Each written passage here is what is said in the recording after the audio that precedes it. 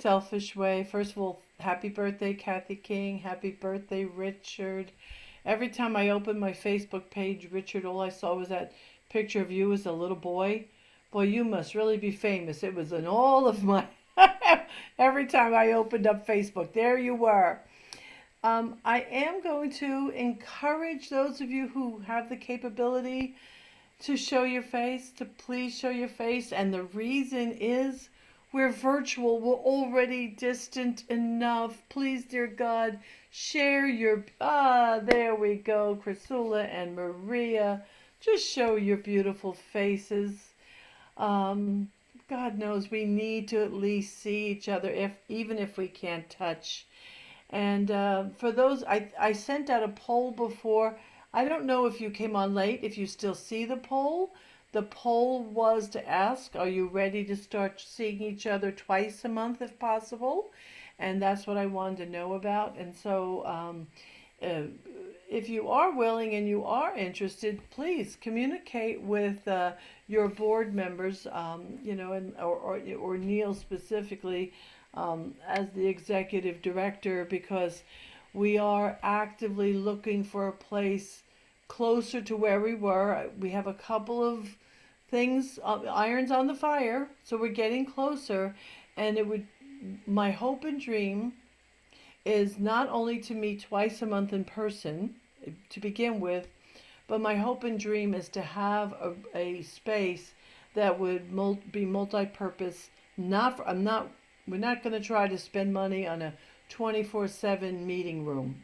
That's where that's where it becomes a little untenable with the finances, but I am looking to create a multi-purpose classroom where we can gather and you can stop by and I could just be there. We can meet and have coffee and then have classrooms or meditation. So please know we are doing everything we can to try to bring that experience back while still serving our distant practitioners and members who come in from everywhere from Canada and Calgary all the way down to Barbara in Florida. So just please communicate with the board, and I really mean that. You got to communicate. Without you telling us what's going on, we won't know. So, the most important thing I want to tell you right now is that I have air conditioning. I'm laughing, but it's the first time in 5 years I've had central air in my house, and I got to tell you, life is much sweeter with central air, and I'm less cranky. Now I'm going to spotlight myself for our purpose right now too. So I heard Neil mention it to some of you before. This morning, a couple of months back, I decided to ask the people who run the HOA, the homeowners association here at the lake, if they wanted me to offer meditations on Sunday mornings at 9 o'clock. So, and I thought, oh, good way to get my day started and to serve the community. And so there was quite a nice interest, and this morning we did it.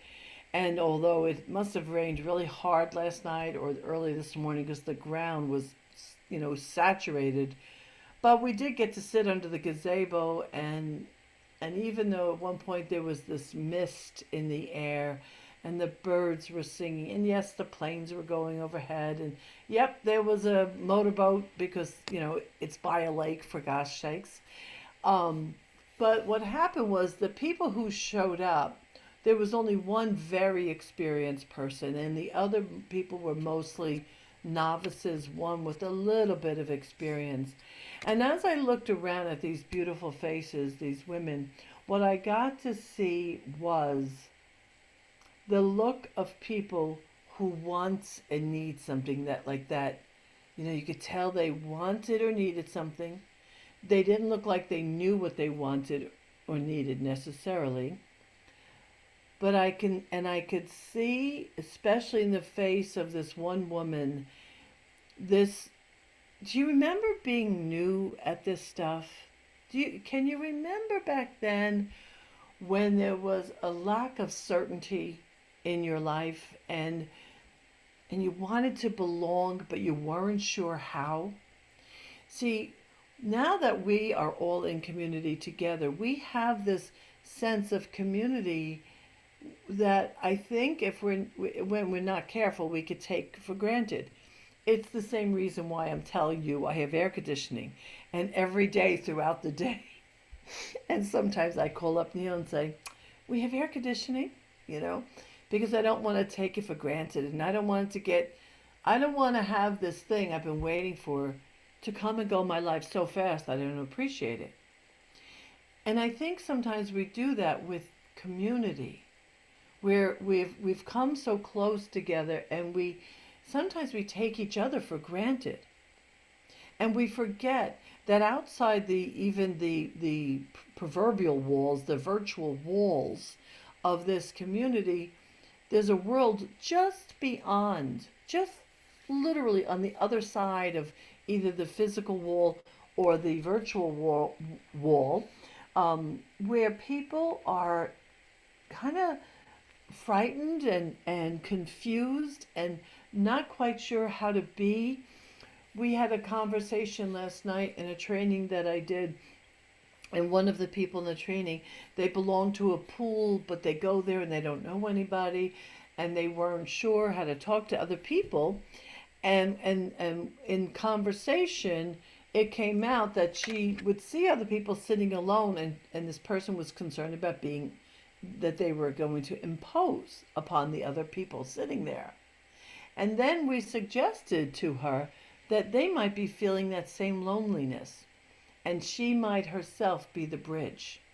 She might walk in and be able to just be the bridge, the hand, the reach that person was looking for that day, so that they weren't feeling alone either.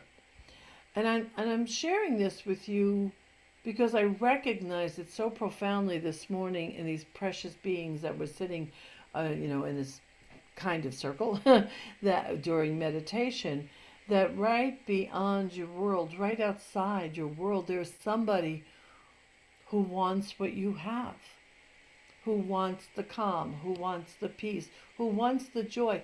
There's somebody who's wondering why you look so damn happy. There's somebody wondering, why do they always look like life is good? And in their wondering, they might feel uncomfortable to ask, but I assure you that the peace, the calm, the ease, the grace, the awareness, the feeling plugged in is something that you have cultivated. And I'm trying to encourage you right now to be that lifeline for somebody. And the reason why you and I have this lifeline, the reason is because you and I are aware that we are one with the one.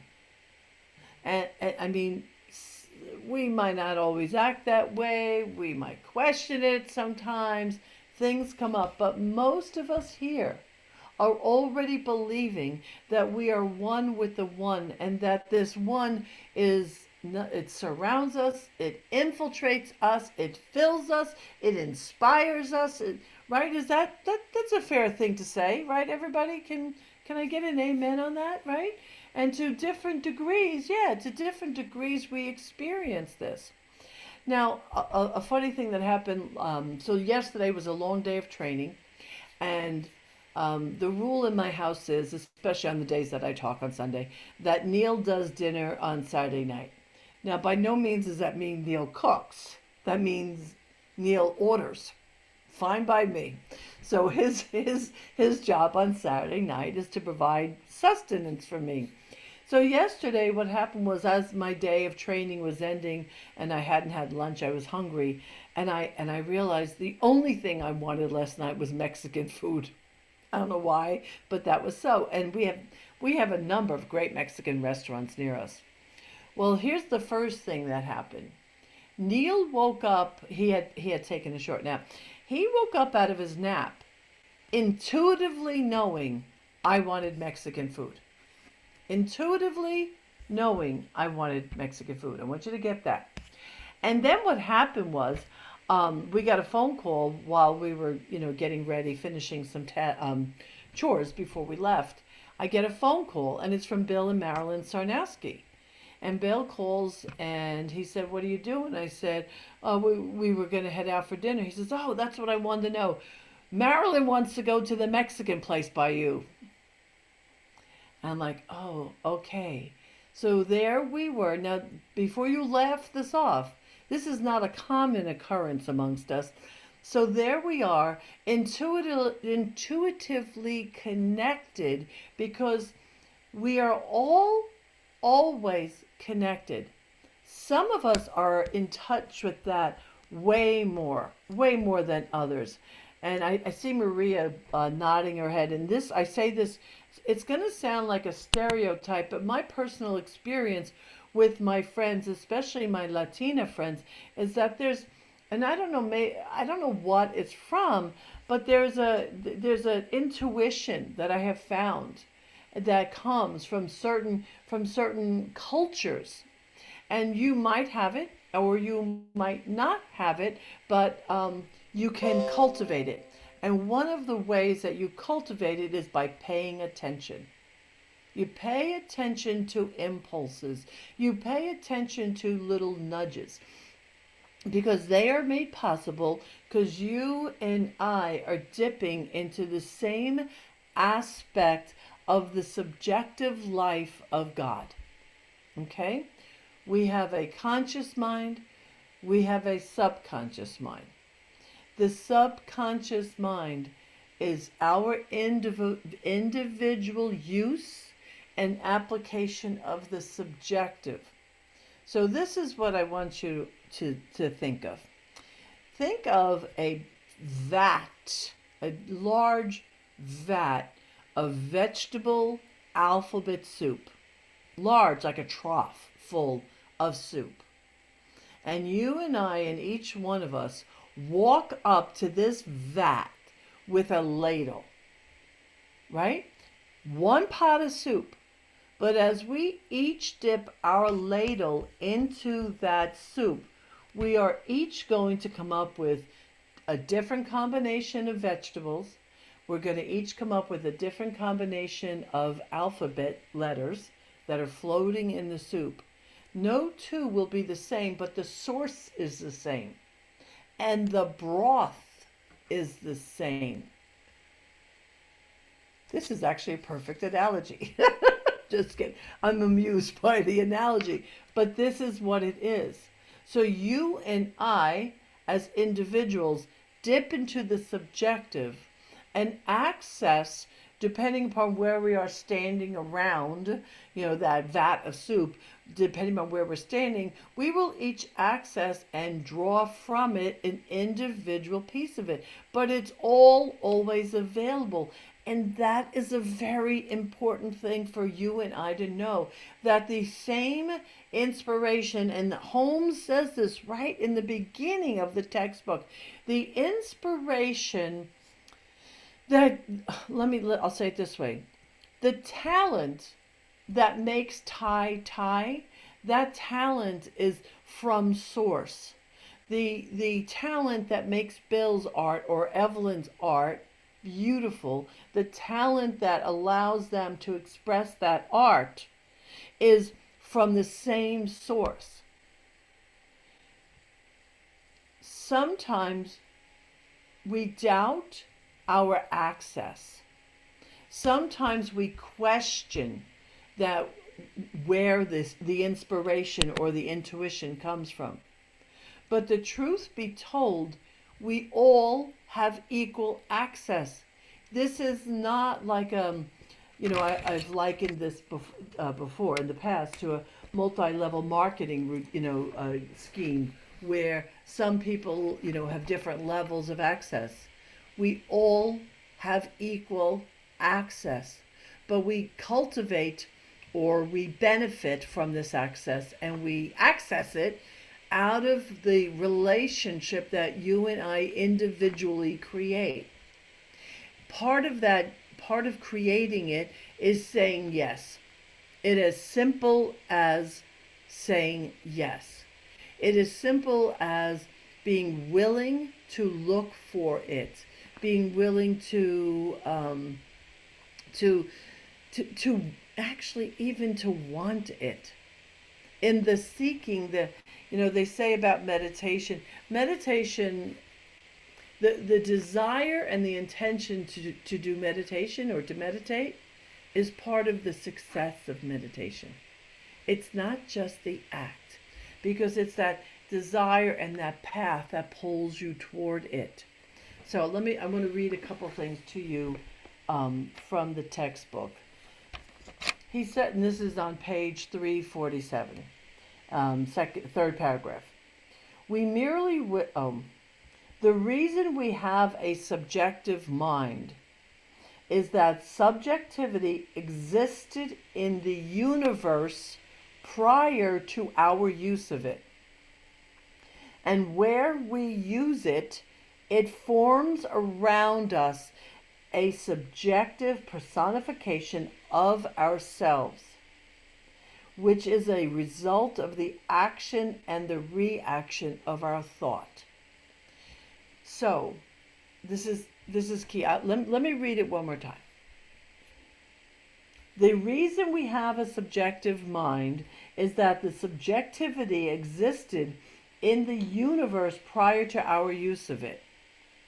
And where we use it, it forms around us a subjective personification of ourselves, which is a result of the action and the reaction of our thought. Your willingness to be in relationship to this subjectivity, and I'm going to call it subjectivity in this moment, because as much as I have a beautiful and divine relationship with God, I don't want to expect that you have to, and I don't want you to think that you can only invite people into this movement who have a relationship with God. It just might be intelligence. I really keep trying to make that point. So, because of the relationship you have, though, you cultivate a yes. And to me, the shamans refer to this as being in right relationship. And there are many places where we as humans, and not to trash Americans in general, but we can be a little self-centered. And I just found out this morning, and I did not know that this was going on, that there's some very, very serious major flooding happening in Europe. Major flooding. I didn't know it because I don't watch the news hardly at all, which I'm going to start again because now I'm feeling like I have to get plugged in again. So what happens is, or what's happening is that there are people being impacted, and some of them being impacted is from the collective choices that we make. And so for me, if our actions impact others, but we're unaware of that impact, we're not necessarily in right relationship or in sync with life itself. Not being synchronized and not being in right relationship, it's what causes us to make decisions that wear heavy on another. But if we are in right relationship, and if we dip into that subjective as our source, you and I will act differently. We will be more responsible. We will be more responsible to each other, to ourselves, to the family, to the earth. Earth is in pain. Mother Nature is crying out for us to live differently. Our spiritual brothers and sisters are crying out for us to live differently. And if you think that you can't make a difference if you live in West Orange or wherever you live, Denville, Montclair, if you think you can't make a difference from that point, I encourage you to think again. Because not only do we all draw up from that same broth, from that same soup, we give into it. We have impact. You and I have impact right from where you are. Right from West Orange, Great Meadows, Morris Plains, Howell, New Jersey, wherever it is you live. because you don't just take. There, it is a cycle of happening. It is a cycle of giving and receiving. Every breath you take, there's an exhalation.